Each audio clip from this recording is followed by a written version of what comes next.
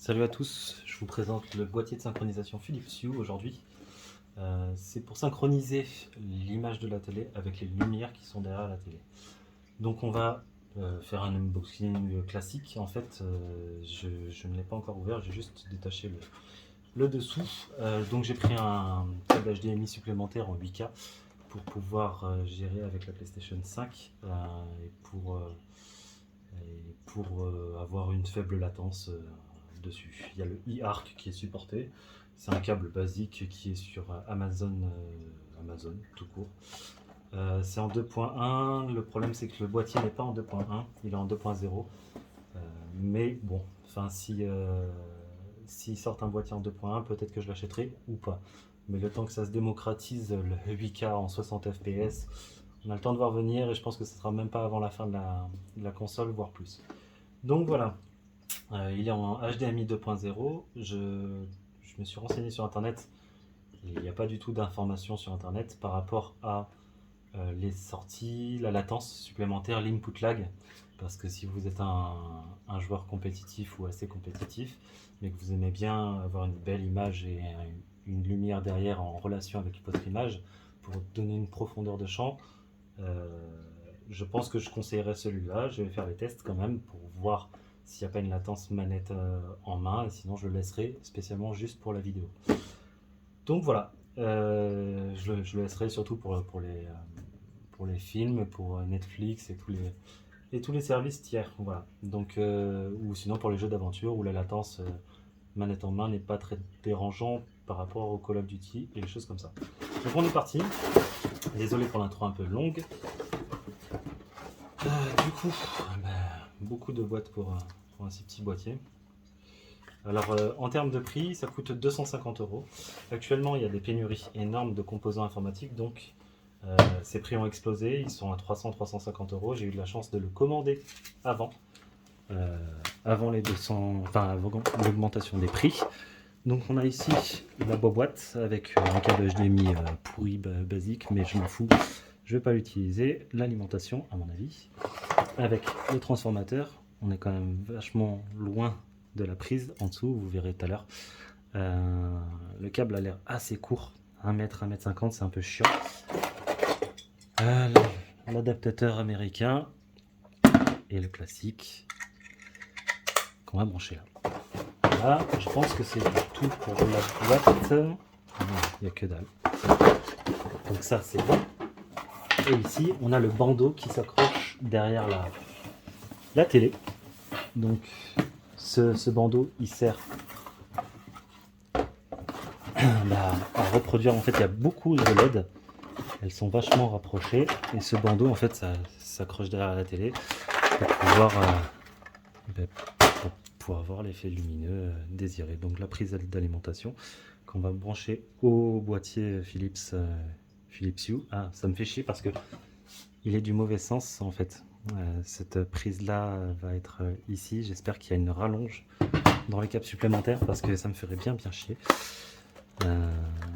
Ouais, ça me ferait bien chier parce que je voudrais mettre mon boîtier à droite de ma télé et non à gauche pour éviter qu'on le voit, que le côté droit par rapport à la disposition de mon appartement est quand même plus... C'est mieux de le mettre à droite. Donc ça c'est les attaches qu'on va mettre derrière la télé hein, pour attacher le ruban. Et ça c'est un transformateur supplémentaire. Désolé, j'ai fait bouger la caméra. Un transformateur supplémentaire qu'on n'utilisera pas vu que on en a un autre avec 3 plots dessus. Celui-là, il n'y en a qu'un seul. Donc tant qu'à faire, autant utiliser les 3 plots pour mettre l'affichage. Donc en plus de mon bandeau et le boîtier de synchronisation, j'avais acheté 3 lampes comme celle-là. En fait, celle-là va s'allumer en synchronicité avec la télé. Et en fait, je vais la décaler juste en dessous. C'était juste en attendant de recevoir mon boîtier de synchronisation. Donc j'en ai une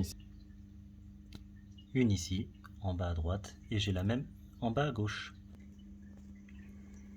Donc on est derrière la télé ici, et je vais placer donc les patchs ici, pour pouvoir mettre tout le ruban là ici. Et je vous reprends juste après. Avant que je mette le dernier patch ici, en fait j'ai un cache qui vient par ici, mais je peux plus le fermer à cause de cette prise HDMI à la con de chez Panasonic. Ça en fait un peu de la merde sur ce truc là. Donc en fait c'était juste pour vous montrer que justement ce que j'avais dit tout à l'heure, je voudrais bien le mettre là-bas le boîtier, comme ça au moins ça se voit pas. Parce que le sens de mon salon est comme ceci. Et si vous vous posez la question pour mon bras qui maintient la télé, pour pouvoir le bouger dans tous les sens, c'est de la grosse merde. Voilà. N'achetez pas cette sombre merde, ça coûte 35 euros. J'ai pris le plus cher des bras de chez Amazon, c'est de la merde. Parce que quand vous dévissez cette vis là, pour pouvoir faire bouger l'écran comme vous le sentez, même si vous le dévissez très très peu, en fait ça crée un jeu énorme ici sur ce bras. Et la télé elle bascule de ce côté. Par contre tout est serré à mort et du coup c'est de la grosse merde. Donc n'achetez pas ce bras si vous vous posez la question. Allez plutôt acheter plutôt un truc un peu plus cher pour pouvoir tenir votre télé à votre mur. Donc comme je vous l'avais dit précédemment, j'ai placé les attaches. En fait c'est maximum, enfin entre 5 et 10 cm de l'extérieur de la télé. Je les ai plus mis à 5, comme ça au moins l'effet lumineux il sera beaucoup plus fort que si on le met à 10, ça va se rapprocher du centre de l'écran et ça va pas être terrible je pense. Pour le câble management, je vous conseille de garder les petites attaches comme ça, où au moins vous pouvez attacher tous vos câbles ensemble les uns avec les autres et ça fait pas moche et c'est gratuit. Comme il indique sur la notice, il y a une petite flèche, un détrompeur ici, où on peut, enfin il faut le mettre en plein milieu du centre de la télé. Il faut avouer que sur la notice c'est quand même pas clair parce que je comprends pas ce que c'est que... Attendez, mise au point. Oui, non, tu veux pas. Tant pis. Bref, ce petit boîtier, c'est ça. Et ça, je sais pas ce que c'est. Parce que voici la notice d'instruction. C'est tout.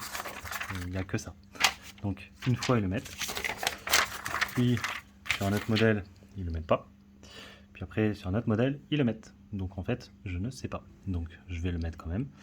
Je sais pas si, par rapport au boîtier de synchronisation, il le faut ou il le faut pas. Donc, je vais voir. Je vais essayer de capter le truc. Ça c'est juste le truc de sécurité hein, si vous posez la question.